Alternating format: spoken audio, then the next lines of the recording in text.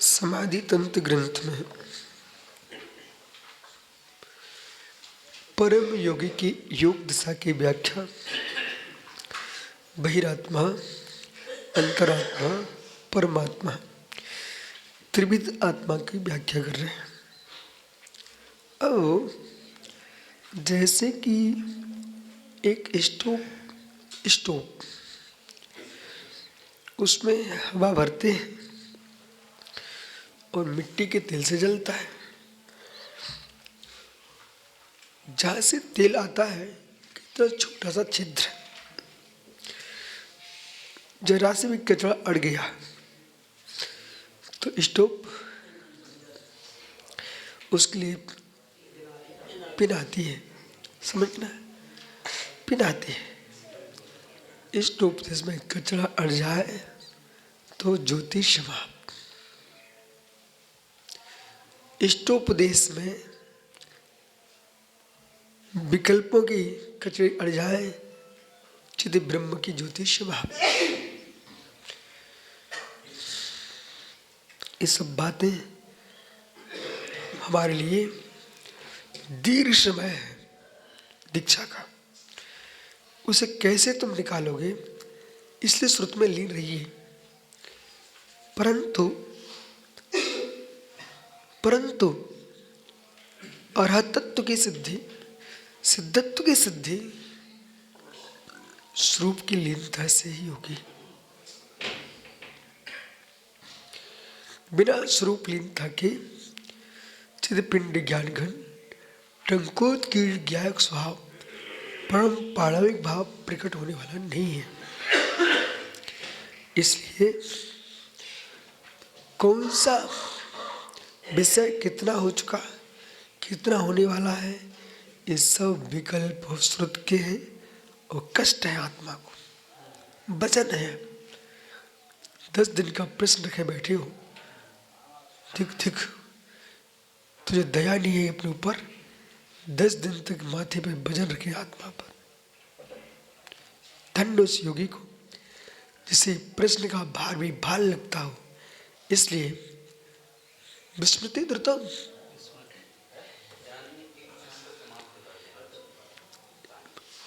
विस्मृति द्रुतम, हम लोग निर्णय किए बैठे हैं किस समय मुझे विस्मृति द्रुतम के साथ सारे का जितने तुम्हें दिख रहा ना यूं हटा। सबसे पहले मौन ले लेने का, समाधि करना है। जगत से मौन, क्रियाओं से विराम, क्रियाओं से विराम, अंतरंग चल रहा विकल्पों का विहार, उस विहार का विराम, आत्म विहार में अविराम। ऐसा निर्णय करता योगी, साधु नहीं करता। ऐसा निर्णय करता योगी। वो योगी निर्णय करके फिर अपने चित्त को व्यवस्थित कर लेता है। तो चित्त को व्यवस्थित कर लेता है,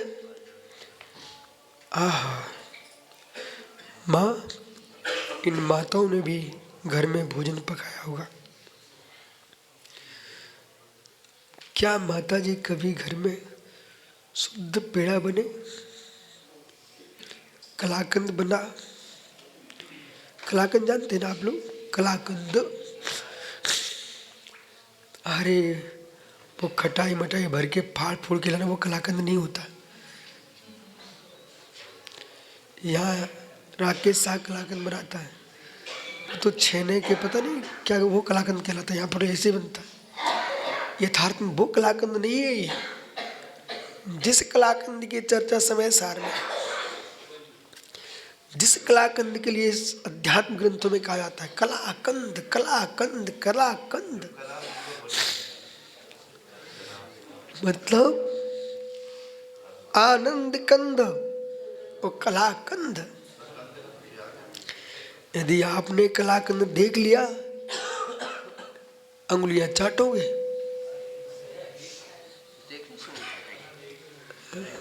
कलाकंद मतलब जो चाशनी रखी थी कढ़ाई पर, वो का चाशनी के पकने के बाद उसी के अंदर मावा डाल दिया जाए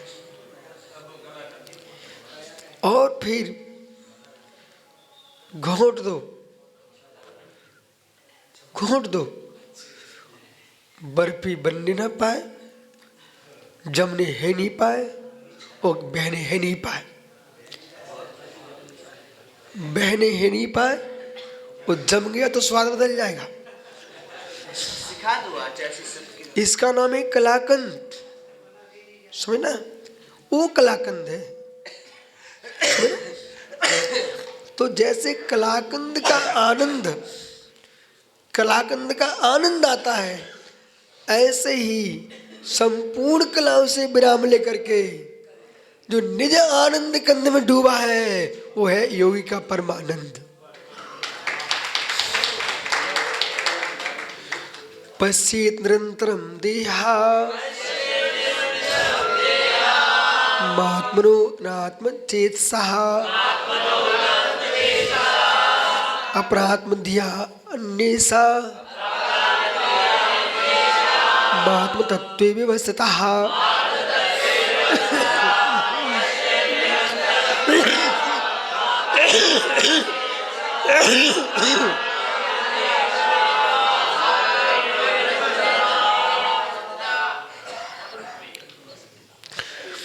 पश्येत निरंतरम। ऐ महात्मा, देखो, इस विद्या में प्रवेश नहीं कर सकते हो, कम से कम सुनने का ही आनंद लो। इसके लिए बहुत ताकत चाहिए। कर्तृत्व का बिंतर भगाना पड़ेगा। पंथ संप्रदायों की कीचड़ से बाहर आना पड़ेगा। जाति पंथ के विकल्पों के कूड़े से बाहर आना पड़ेगा। समझ रहे ना? मैं ज्ञानी, मैं अज्ञानी, ये विकल्प का कचरा है ना, इससे भिन्न होना पड़ेगा। ज्ञान की सही पर्याय नहीं आत्मा का धर्म, ज्ञान ही है आत्मा का धर्म। ज्ञान की पर्याय भी नहीं आत्मा का धर्म, आत्मा का धर्म ज्ञान मात्र। धन्य ऐसे योगी हे मुनिगणों, मान लो हमारी बात, कितनी मंजिल के भवन खड़े किए हैं, ये लोग देखते रहेंगे। तुम कौन से पटल में पहुंचे, ऊपर नीचे, ये तुम ही जानोगे। भवनों के खड़े कराने में षटकाय की हिंसा किए, और षटकाय जीव की विराधना के अभाव से दिगंबर मुनि द्रवलिंगी बनता है, न कि भावलिंगी। द्रवलिंगी होने के लिए षटकाय की हिंसा छोड़ना पड़ती है, फिर भावलिंगी होने के लिए षटकाय की हिंसा अहिंसा के विकल्प का भी प्रत्याख्यान होता है। कहाँ तुम मेरे से किस प्रशंसा आपको कराना चाह रहे हो? इसलिए सुनिए ध्यान से, इसलिए सुनिए ध्यान से, गूढ़ता में जाइए। परम समरसी भाव चाहिए है तो आपको तांगे के घोड़े जैसा बनना पड़ेगा। समृद्ध सागर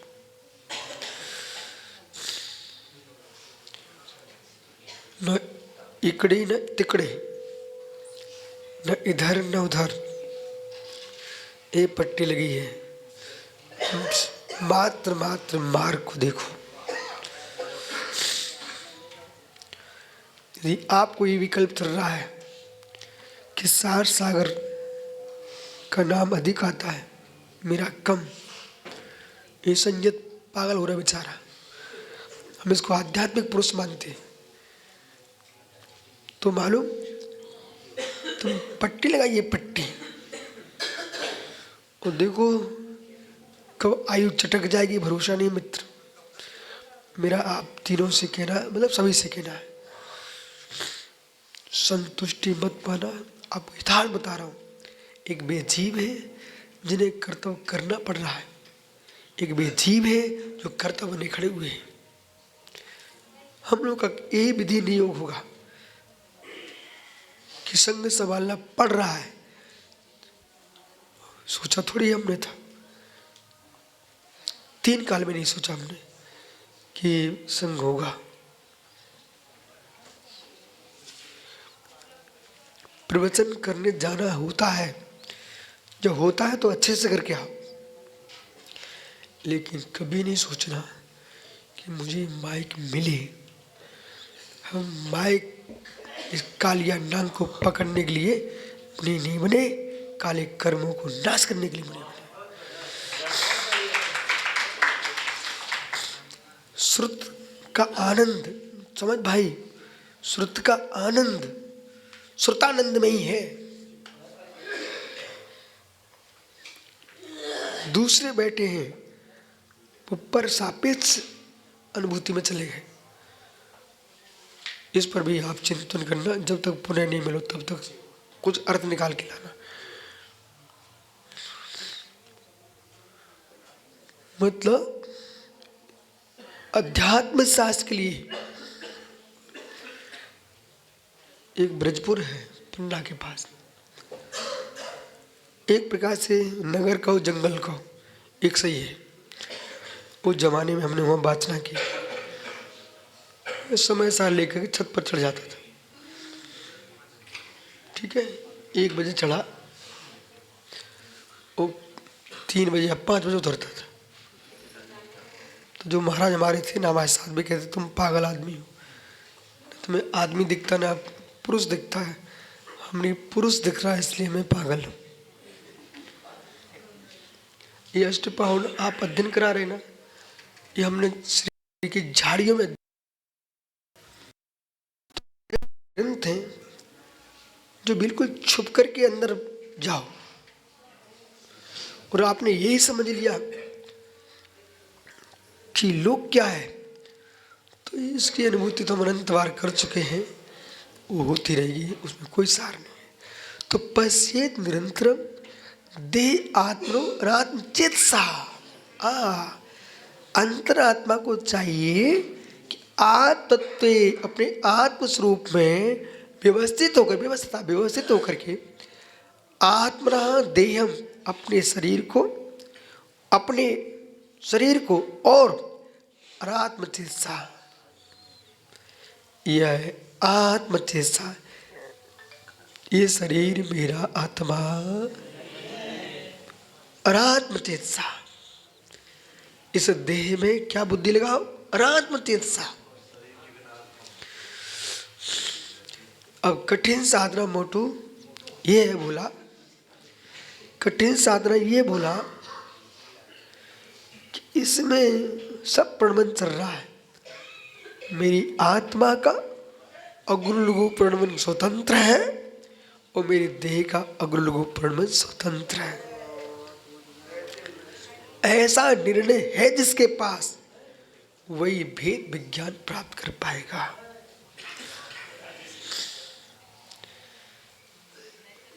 आचार्य विद्यासागर चले गए, हड्डी पसली लोग उठा लाए, अस्थियों बिन गई, बटके में रख गई।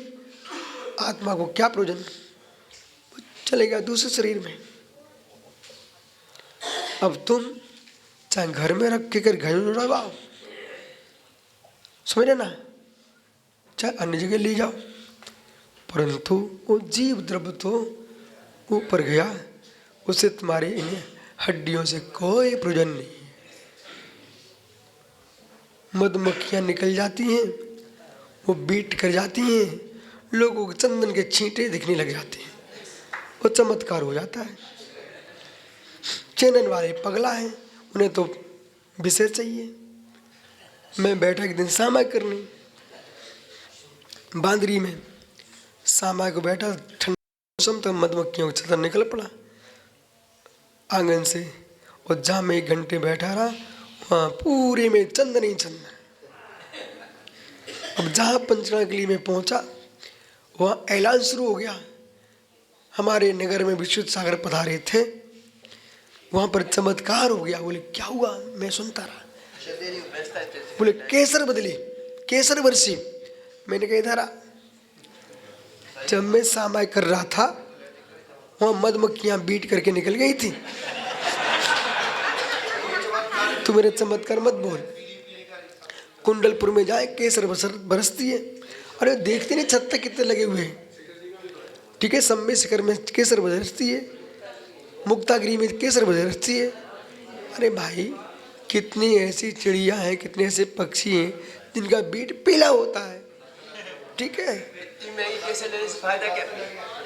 आइए तो इस प्रकार से जो यथार्थ वस्तु है उसका प्रचार होना चाहिए और जैन दर्शन में कोई पाखंड नहीं फैलाना चाहिए। हाँ, इसलिए हे समझ ज्ञानी, ये शरीर आत्मा नहीं है। ऐसा अनाथ बुद्धि से देह में अनाथ बुद्धि अपरात्म दिया अन्यसाम अन्य में निरंतरम पश्चेत, हमेशा देखे अनुभव करे दूसरे प्राणियों के शरीर में भी अपराध दिया। ये शरीर पर का आत्मा नहीं है, अपना शरीर हमारी आत्मा नहीं है, इनका शरीर भी इनकी आत्मा नहीं है। ऐसा अनाथ बुद्धि से पश्चेत संपूर्ण देहधारियों की देह को अनाथ बुद्धि से देखो। देखो जब तक महाराज जी हमारे पास, हम इनकी सेवा कर दें। ठीक है, स्वीकार। हमारे गुरु हमारे हैं, स्वीकार।